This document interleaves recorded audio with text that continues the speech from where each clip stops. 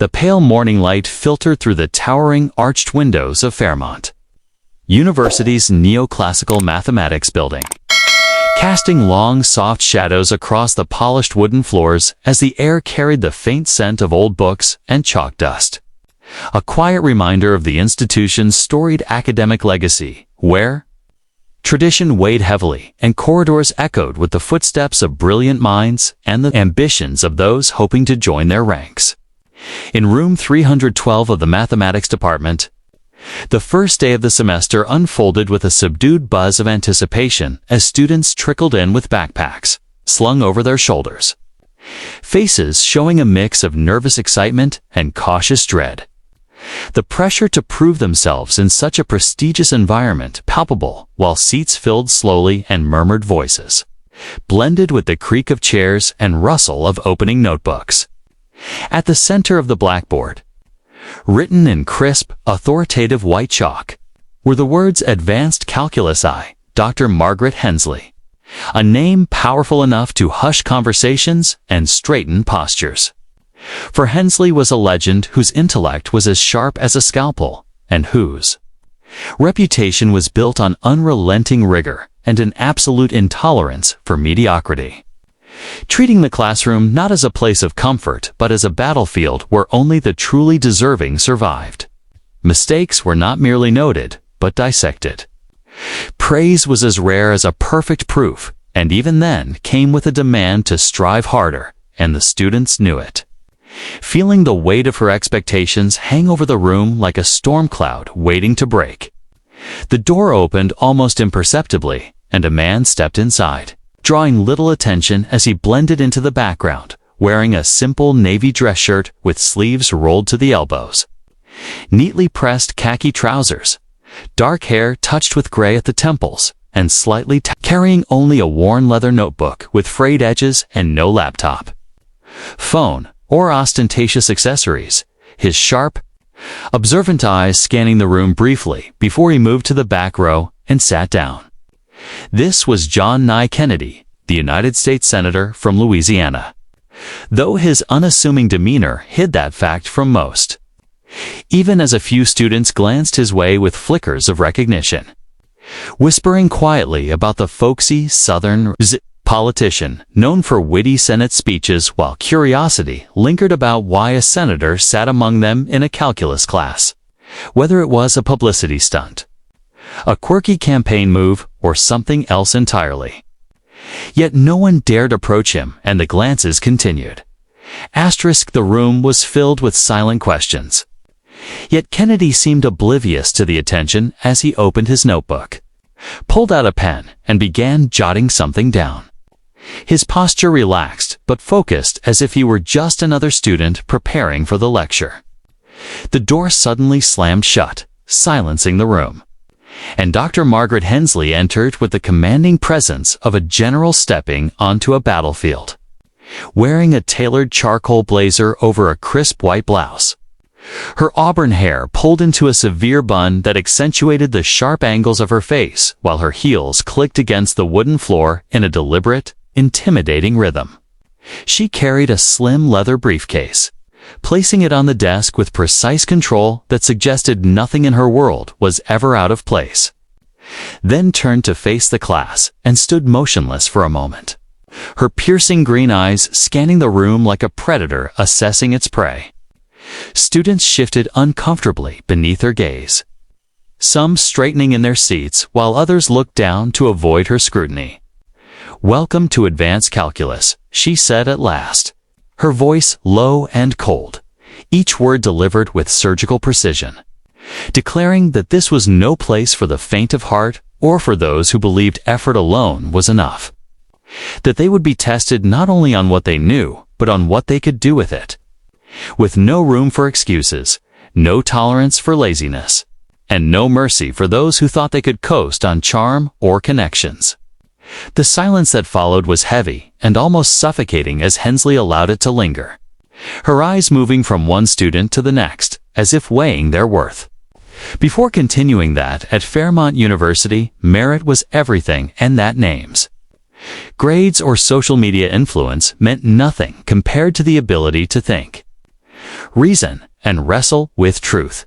As she spoke, her gaze shifted toward the back of the room where Kennedy sat, his pen still moving across the page without looking up or reacting. Yet the calm, unshaken way he held himself caught her attention, prompting a brief pause as her lips tightened slightly, as though she had identified a target. Before she remarked with a mocking edge that some students seem to believe a public persona could substitute for discipline. Asterisk.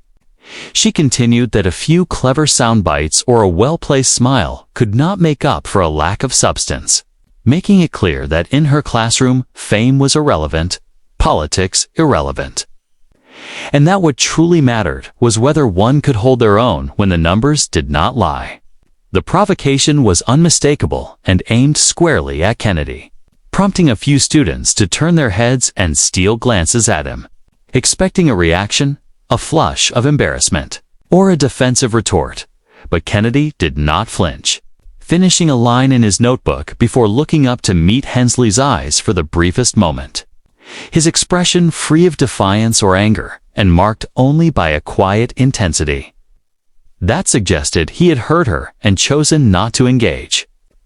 The room seemed to hold its breath, waiting for the next move in this unspoken chess match. Yet Hensley remained unfazed, turning back to the blackboard and writing a series of equations, with chalk moving like a conductor's baton as the lecture launched into limits and continuity. Her voice steady but edged with challenge, as if daring anyone to falter. Students scrambled to keep up, pens scratching furiously to capture every word and symbol, while Kennedy followed along with meticulous notes and neat, deliberate handwriting, asking no questions and drawing no attention to himself, though the methodical, almost meditative way he worked set him apart from the nervous energy around him. And as the lecture progressed, the tension in the room grew steadily thicker.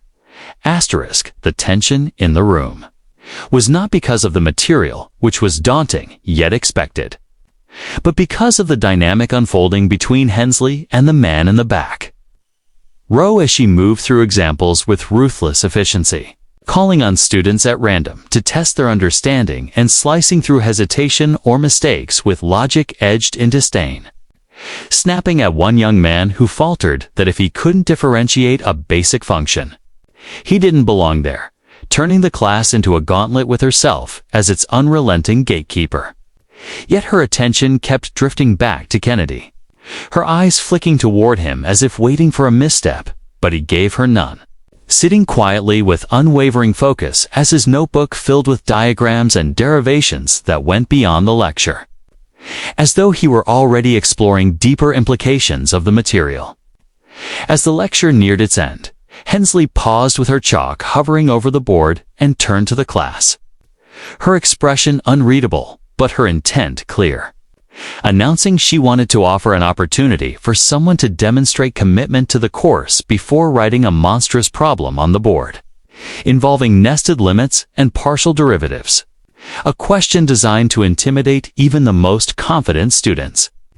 The room fell silent as students stared at the board with awe and dread while she mockingly asked if anyone cared to try. Seconds ticking by with no hands raised until she deliberately turned her gaze to Kennedy and addressed him sharply, suggesting that since he had chosen to grace them with his presence, perhaps he would like to show what a senator could do with a real challenge, or if calculus was too far removed from the campaign trail. The room froze as every eye turned to Kennedy, some filled with pity, others curiosity, a few with barely concealed amusement.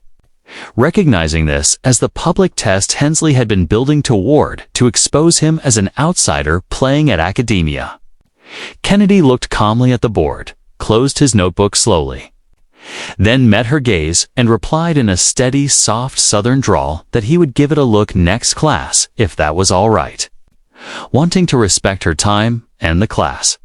A polite deflection delivered with such confidence that it subtly shifted the room's energy. Hensley's eyes narrowed before she nodded curtly, saying they would see what he was made of. And when the bell rang, the tension lingered like static as students gathered their things and whispered, Speculation about whether he had dodged the challenge or truly intended to try.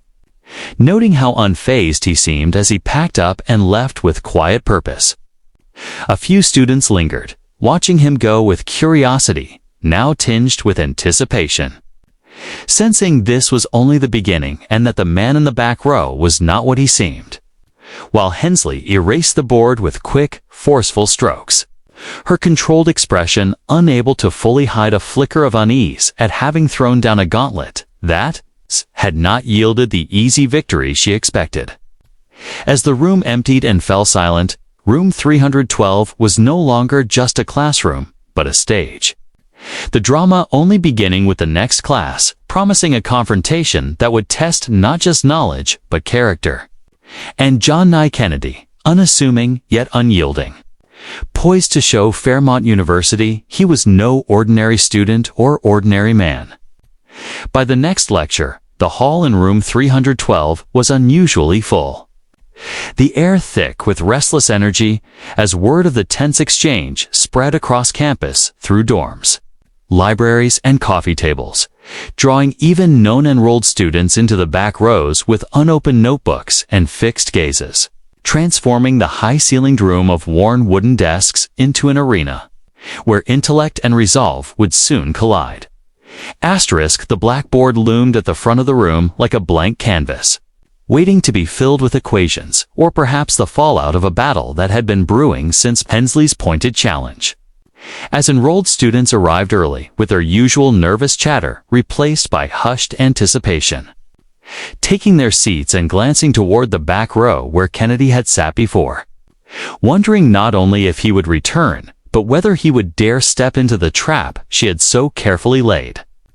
The door creaked open and Kennedy walked in as unassuming as ever. Wearing a charcoal sweater over a white-collared shirt and neatly pressed khaki trousers. His worn leather notebook tucked under one arm and his face betraying no hint of the pressure or whispers that had turned him into the campus's latest fascination. Moving with the same quiet purpose as his eyes briefly scanned the room before settling on his usual seat in the last row. A ripple of murmurs passed through the crowd, some of recognition and others of surprise, as a student whispered he's back to her wide-eyed friend, while Kennedy sat, crossed one leg over the other, opened his notebook and let his pen move across the page as if the weight of 100 curious stares did not exist. Other students watched him discreetly or openly, trying to reconcile the folksy senator from news clips with the man now preparing for a calculus lecture, wondering what he was really doing there and whether he was about to crash and burn or reveal something more than any of them had anticipated. The door then slammed shut with a force that sliced through the murmurs as Dr. Margaret Hensley strode in. Her presence as commanding as ever, but now edged with a sharpness that suggested she was not merely teaching a class, but waging a campaign. Her tailored navy suit impeccable, and her auburn hair pulled back with such precise severity it seemed to defy movement. She carried her briefcase with the same deliberate care, setting it on the desk with a soft thud that echoed through the silent room. And without looking at the class, she turned to the blackboard and began writing, her chalk moving with furious intensity as symbols appeared that were nothing like those on the syllabus. No simple derivatives or limits, but a monstrous equation. A sprawling tangle of integrals, partial derivatives, and number theory constructs that seemed to defy comprehension. The students stared with pens frozen above their notebooks, faces caught between awe and dread, realizing this was no textbook problem or lecture example, but a gauntlet thrown down with a single, deliberate purpose. Hensley stepped back, chalk still in hand, and faced the class with cold eyes and an unreadable expression marked by a predatory glint, greeting them in a clipped, joyless voice and stating she trusted they had prepared, though she suspected many were still grappling with the basics, reminding them this was advanced calculus and not a place to coast. She paused to let the words sink in, her gaze sweeping the room before inevitably landing on Kennedy, who sat quietly with his pen still moving and his face showing no reaction to her scrutiny, as the tension in the room tightened with every passing second. Hensley continued with a mocking edge, announcing they would explore something more illuminating and gesturing to the equation looming on the board like a fortress, calling it the kind of challenge that separated those who belonged from those merely passing through. Not found in textbooks or study guides, but designed to test whether they could truly think rather than regurgitate, prompting students to shift uncomfortably as some futilely copied the equation while others stared at it in blank disbelief. Asterisk already defeated. Hensley let the silence stretch, her eyes never leaving Kennedy as she asked with false encouragement if anyone cared to try. But no hands went up, and the seconds ticked by in a room so quiet the faint scratch of a pen from the front row could be heard. With a deliberate turn, she fixed her gaze on Kennedy, addressing him sharply and reminding him of his promise to demonstrate, mocking whether he could handle something more complex than stump speeches and Stokes' theorem. Drawing a collective gasp as students looked on with pity, curiosity, or averted eyes, sensing this was no ordinary challenge but a calculated public execution meant to expose him as an interloper. The monstrous equation loomed on the board, designed to humiliate even the brightest minds. And the room waited for Kennedy to retreat, to offer an excuse, to back down, but he did not. Instead, studying the board with calm intensity before slowly closing his notebook, the snap of the leather cover cutting through the silence. With measured grace, he stood and walked toward the front, students leaning forward or exchanging stunned glances as one whispered that he was actually going, while Kennedy moved without drama or bravado, only the quiet confidence of someone who knew exactly what he was doing. Reaching the board, he paused without touching the chalk, his eyes tracing the equation as if reading a map only he could see, while Hensley stepped back with crossed arms and a mask of smug certainty, ready to watch her trap spring. Kennedy picked up the chalk and rolled it between his fingers before speaking softly, explaining it was a nested integral with a number theory twist that only appeared intimidating, really about finding the pattern beneath the noise.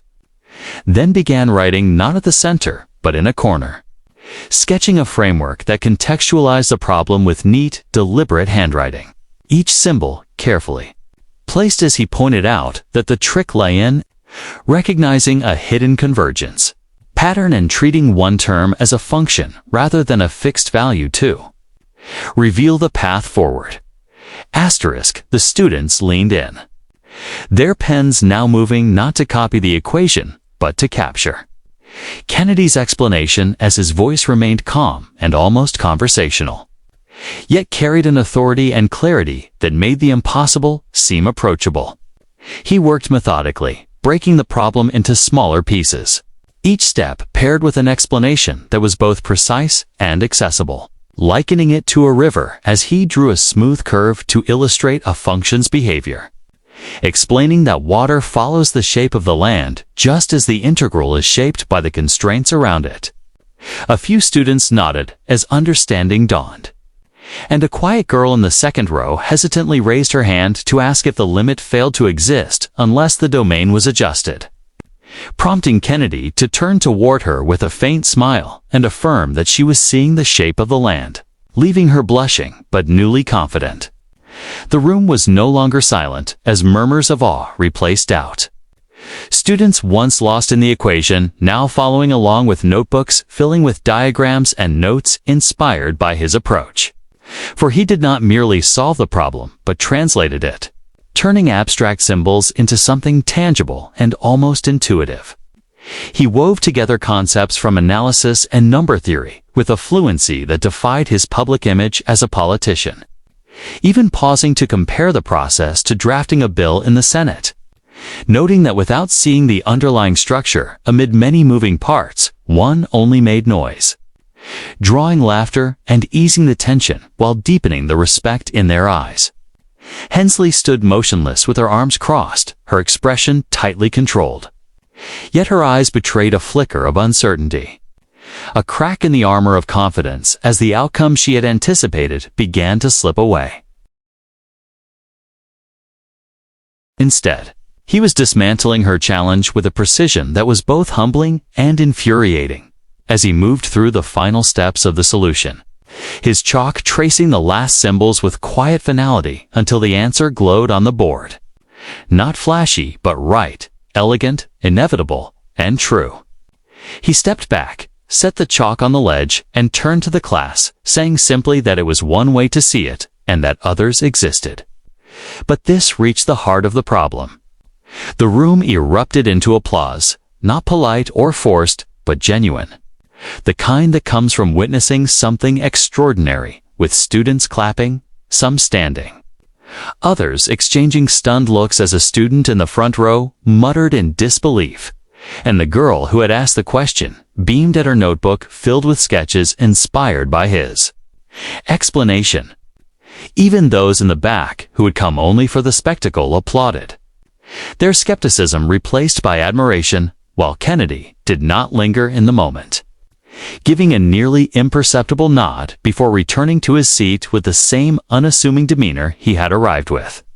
Hensley stayed where she was, her face unreadable and her hands clenched tightly at her sides.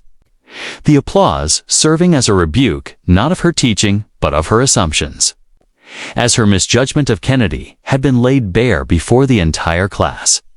Without a word, she stepped forward and erased the board with quick, forceful strokes, chalk dust falling like a silent accusation, and announced flatly that they would move on, betraying none of the turmoil beneath as she resumed the scheduled lecture in a clipped, mechanical tone, though the magic was gone. The student's eyes kept drifting toward Kennedy, who had reopened his notebook and resumed writing, his focus unshaken by what he had just done.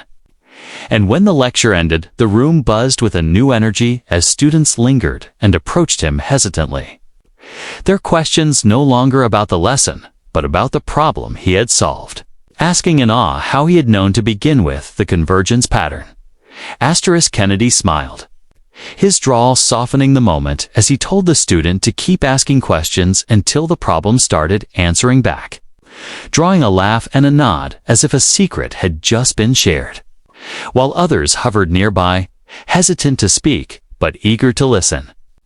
The interlopers slipped out, already texting friends about what they had witnessed, as a video of Kennedy's performance captured on a student's phone began spreading across campus, destined to become a legend of its own. Hensley gathered her things quickly, her movements precise yet hurried, and left without looking at Kennedy, her silence speaking volumes, while the now clean board erased the evidence of her challenge, but not the memory lingering in the room, in the student's eyes and the air itself. Kennedy packed up last, his notebook tucked under his arm and his expression calm, though something had shifted as he was no longer just the senator or a curiosity in a calculus class, but something harder to define and more compelling to understand. As he walked out of room 312 and the door closed softly behind him, it was clear the battle was not over, but only beginning. The lecture hall had transformed into more than a classroom, becoming a crucible where egos, intellects, and expectations collided. As the viral video of John Nye Kennedy dismantling Dr. Margaret Hensley's monstrous equation turned advanced calculus I into a campus phenomenon, students from physics, economics, and even literature crowded the room, standing against walls or sitting cross-legged on the floor with phones discreetly raised, the air electric with anticipation, while enrolled students arrived with sharper eyes and open notebooks, curiosity about Kennedy now outweighing fear of Hensley's wrath. Whispers turned into open speculation about whether Kennedy was a secret prodigy, there to upstage Hensley or driven by something deeper.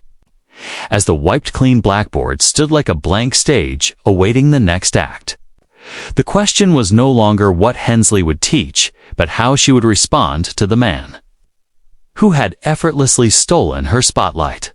Kennedy entered quietly before the lecture began, understated as ever, in a simple gray blazer and white shirt. His worn leather notebook contrasting with sleek laptops as he took his usual seat, nodding politely to a shy smile while the room watched with admiration and curiosity. Whispers rippled about the video and Hensley's likely response as Kennedy opened his notebook and wrote with calm focus, giving off not arrogance, but a quiet readiness. The door creaked open as Dr. Margaret Hensley stepped inside. Her posture impeccable, but movements tight with controlled intensity. Her tailored black dress, severe and auburn hair pulled back sharply as she carried her briefcase like an anchor. Silence fell as eyes darted between her and Kennedy, and she set her briefcase down with measured precision before turning to the blackboard and writing with fierce determination, filling it with a dense, intricate problem of vector fields and differential forms layered with confounding constraints. Stepping back with chalk in hand, she faced the class with cold eyes and burning resolve, declaring they were diving into the mathematics of motion and change, not a game for amateurs. Her sharp words carrying a personal undercurrent as she gestured to the equation like a fortress and spoke of clarity, precision and insight born of discipline. Her gaze finally flicking to Kennedy, who sat quietly with his pen, paused and eyes fixed on the board. The room held its breath, sensing the moment she had been building toward when Hensley finally spoke, her voice slicing through the silence as she addressed Kennedy by name and suggested that, given his enthusiasm, he might like to walk the class through the problem himself, glancing at her watch before coldly adding that he would have 10 minutes to solve it and explain it to everyone. With no notes, no preparation, just him and the board, unless he preferred to sit it out. The challenge was deliberately brutal, crafted to expose any weakness, as 10 minutes was barely enough to even parse the problem, let alone solve it while explaining under the pressure of a packed room, prompting gasps from the students and whispers that she was trying to bury him, while Hensley crossed her arms with smug certainty, convinced he would falter. Kennedy did not react right away. Instead, he studied the equation with calm intensity, closed his notebook, and stood, moving with an unhurried serenity that quieted the room as he walked to the front, seeing the challenge not as a trap, but as an opportunity. He paused at the board, fingers resting on the chalk ledge, while Hensley watched like a hawk and the room fell so silent the hum of the lights could be heard, before Kennedy picked up the chalk and addressed the class in a soft, southern drawl, calling the problem a beauty and explaining that vector fields were like the rules of a dance, inviting them to make it sing. Rather than diving straight in, he sketched a simple diagram, turning the equation into a visual map of forces working together, his steady, almost hypnotic voice breaking the problem into pieces and narrating each step so the abstract became a story the class could follow. He highlighted misleading terms, compared them to curveballs, rewrote them with a change of coordinates, and transformed complexity into intuition as students scribbled furiously and connections clicked, even prompting a quiet student to ask if it was like optimizing a system in economics, which Kennedy affirmed, explaining that math was a language for understanding systems of all kinds, blending rigorous analysis with real-world analogies. He compared constraints to budget debates, balanced what was possible with what was ideal, referenced differential geometry and physics with stunning fluency, and even told a brief story about a Louisiana river shaped by unseen currents, all while the 10-minute mark approached and he calmly neared the solution. He finished with quiet confidence, resolved the equation into an elegant answer, and reminded the class that it was not just numbers, but a way to understand motion, change, and the world, prompting an eruption of applause as students stood, whispered that they finally understood, and recorded the moment while Hensley stood frozen, her composure cracking as her expectation of his failure collapsed into vulnerability. When the applause faded, she thanked him flatly and erased his work with sharp, forceful movements, but the class could not move on. their attention lingering on Kennedy as she resumed the lecture with mechanical precision and diminished fire. Then, abruptly, she stopped and accused him of performing and turning her classroom into a stage. A raw attack that froze the room until Kennedy calmly met her gaze and replied that he was there to learn like everyone else. That he had answered a public challenge for the sake of understanding. And that teaching was meant to lift people up, not tear them down. His measured words silencing the room as students nodded in quiet agreement. One student whispered, "He's right," her voice barely audible.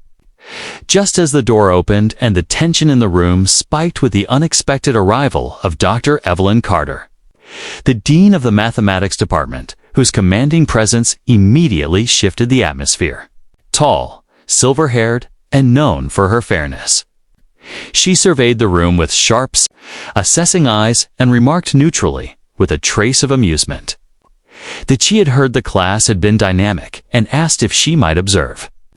Hensley nodded stiffly, her expression controlled, though her clenched hands betrayed her, while the dean took a seat near the door, her gaze moving between Hensley and Kennedy as if sensing the undercurrents that had led to this moment. Hensley resumed the lecture, but her voice was strained and her rhythm uneven. And although the students listened, their attention kept drifting to Kennedy, who sat quietly with his notebook open and pen moving again as the dean watched in silence. Her unreadable expression a reminder that what was unfolding carried consequences beyond the classroom. When the lecture ended, students lingered, some approaching Kennedy with questions, others simply wanting to be close. And when one eagerly asked about the river analogy, Kennedy smiled, nodded, and sketched in the student's notebook, explaining with the same clarity and engagement he had shown at the board. Hensley gathered her things with quick, precise movements, paused at the door, and glanced back at Kennedy. And in the brief moment their eyes met, something passed between them, not resolution or surrender, but an understanding that this was a turning point before she left without a word, her heels echoing down the hall until the sound faded. The dean lingered a moment longer, watching Kennedy interact with the students, a faint smile crossing her face before she too departed, leaving room 312 quiet, though the echoes of what had happened lingered, promising that the next class would test not just knowledge but character, with John Neely Kennedy, in his unassuming manner and unshakable resolve, at the center of it all. Room 312 at Fairmont University was no longer merely a lecture hall. It had become a beacon where something extraordinary was unfolding. As the confrontation between Dr. Margaret Hensley and John Neely Kennedy transformed advanced calculus I into a campus legend that drew students, faculty, and curious alumni alike. The viral video of Kennedy's elegant solution and his calm, piercing response spread beyond the university, igniting debates about teaching, humility, and the power of knowledge. While inside the classroom, a quiet reverence took hold, as if everyone sensed a transformation not only of the course, but of the people within it. The blackboard, once a symbol of Hensley's unchallenged authority, now felt like a shared canvas where ideas could breathe and grow. Students arrived early with open notebooks and anticipation on their faces. And even the interlopers from other departments stayed not for spectacle, but from a genuine desire to learn. The question was no longer whether Kennedy would meet another challenge, but how he and Hensley would navigate the fragile new dynamic born of their public clash. As Kennedy entered, as he always did, quietly and without fanfare, his worn leather notebook under his arm, dressed simply in a navy blazer, white shirt, and pressed khakis, his demeanor unchanged. Though the room's attention now felt unmistakably different, asterisk now less curious and more respectful, as though he had earned his place among them not through notoriety but through something deeper. He settled into his seat in the back row, returning a small nod to a student who offered a hesitant wave. The room carried a low, restless energy. Students whispering about the previous lecture, about Kennedy's river analogy, about how he had turned Hensley's trap into a lesson that made them feel capable, while a few glanced toward the door, wondering whether Hensley would reassert her authority or whether something within her had shifted. The memory of her accusation calling Kennedy a performer and his measured reply lingered unresolved in the air, like a taut cord waiting to be released until the door opened and Dr. Margaret Hensley stepped inside. Her entrance lacked its former force. She wore a tailored gray dress, her auburn hair still pulled back, but her posture carried a softness, a subtle vulnerability that had not been there before. She set her briefcase on the desk with a gentle thud and paused, her hands resting on it as if to steady herself. And the students fell silent, sensing the change. Hensley scanned the room, her green eyes no longer sharp with command, but marked by introspection. Evidence that the past weeks had left their imprint. And instead of turning immediately to the blackboard, she stood at the front, her silence drawing every gaze. "Before we begin," she said, her voice steady yet subdued, "I need to address what's happened in this class," and the room went still, pens frozen mid-air as students exchanged glances. She spoke carefully, explaining that she had spent years pushing students to their limits, demanding excellence, believing only the best should endure. But she admitted she had made mistakes, the confession hanging raw and unexpected, like a fracture in a fortress wall. Several students leaned forward in disbelief as her eyes moved to the back row where Kennedy sat, calm and attentive. And when she addressed him directly, her voice faltered as she apologized, admitting pride had clouded her purpose and that she had challenged him to prove a point rather than to teach, losing sight of what the classroom was meant to be. The silence that followed was profound. Students looking from Kennedy to Hensley with expressions of shock and respect. As Kennedy answered only with a small nod of understanding. Regaining her composure, Hensley acknowledged that he had shown her teaching was not about control, but connection. About clarifying complexity and lifting others up.